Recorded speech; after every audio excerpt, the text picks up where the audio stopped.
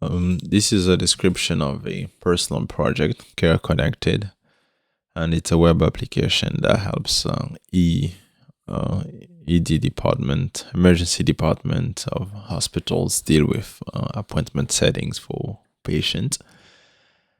And on the first page here, you have the sign in for staff, and here is the prompt for the patients to book an appointment, and a little footer here that's just a shout out to myself, Celery. I'm running this in my local computer, and the project was I've used Vue and Django as frameworks to build this. And the contact info, this just leads you to my personal portfolio and contact info and GitHub. And here for the appointment for a patient, and this can be applied to kind of all sorts of applications, or wherever there are users who need to book an appointment and they don't have to come in too early and wait a long time. They can receive a text message of an estimated time when they book an appointment, and 30 minutes or an hour before their appointment, they'll receive a reminder that, hey, we are ready to see you. And this is the same logic I've used here. So book an appointment, it's simple. You click on you select the severity of your emergency, and you click on book, and this book an appointment here leads you to this form where you enter a name, can be anything, whatever the name is, some address, and phone number.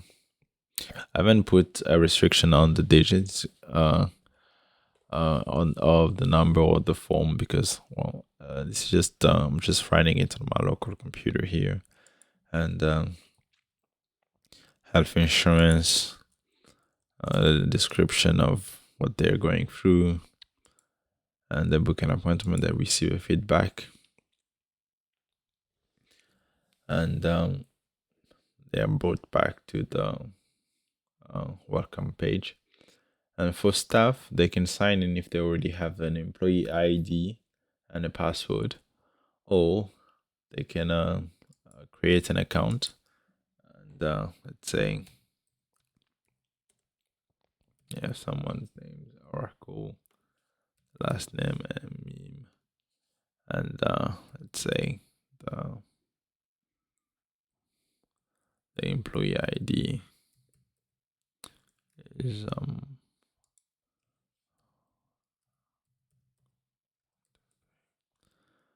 into the password.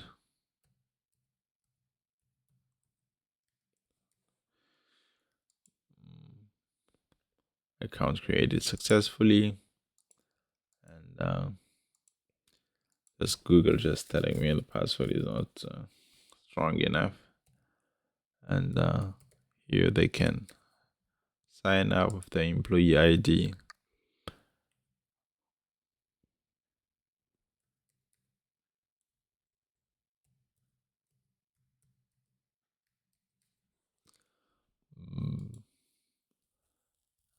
Google again.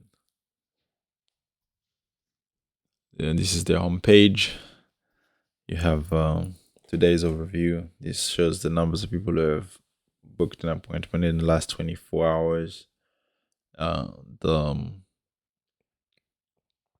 number of people who have booked an appointment that I haven't checked in yet. Well, these are the people who have checked in or are currently in the ER, and these are the people who have the last 10 people. Recent activity shows the last 10 people who have booked an appointment.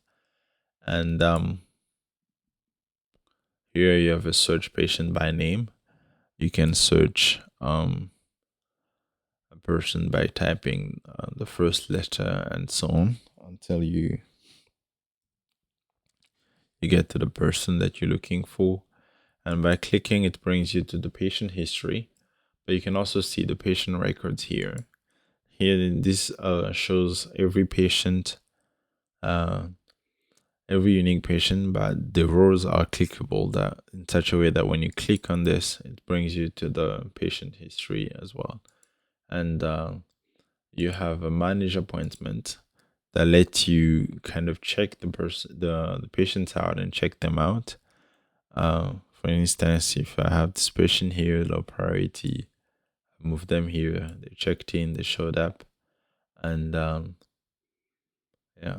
And for example, if this person they've been seen by a doctor, they can be moved into the checkout. And the update appointment here, you can also check or check in a patient or check them out. You can reschedule. This doctor, if they've seen a patient and they feel like they need to see them again, they can reschedule, and they can also add notes based on how their appointment went. Let's say the name's Dr. Frank, and they can leave some notes and submit.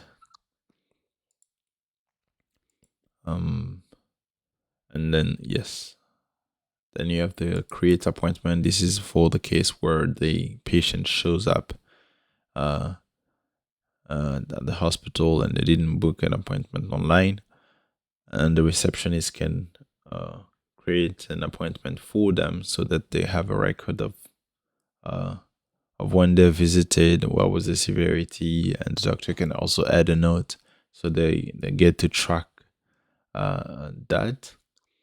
And that's about it for the. And on the back end, you you have the tables here. Like patients have a one-to many relationship between the patient table and the appointment table. One patient can have many appointments, and yeah, they are linked via a foreign key. And I'm also collecting the checked-in time and the checked-out time. And with this, you can calculate how many hours the people get to spend when they visit the ER, which can be valuable information. And here are my API endpoints from booking an appointment, the logic to for sending messages. Depending on the ER capacity, the variable can be changed. It takes the total numbers of patients who have currently booked an appointment and the numbers of patients who are in the ER divided by the capacity and sends based on the interval. If the result of this equation is between 0 and 1, they receive a message that I will be able to see you in an hour. This is the estimated time. Thank you for booking. Your estimated waiting time is whatever the result. And here I've capped it to 4, such that the highest waiting time will be 4 hours. But this is just for like in real world production. This has to be adjusted. And for the sending messages, I use Twilio. And for reminding person every 30 minutes, I've used Celery to set up that reminder. And here are just the endpoint for the all the functionality on the front end as of the appointment in the last 24 hours and so on. And what else is there to show? I think I've mentioned obviously I'm using Python here. And I've used Vue for the front end.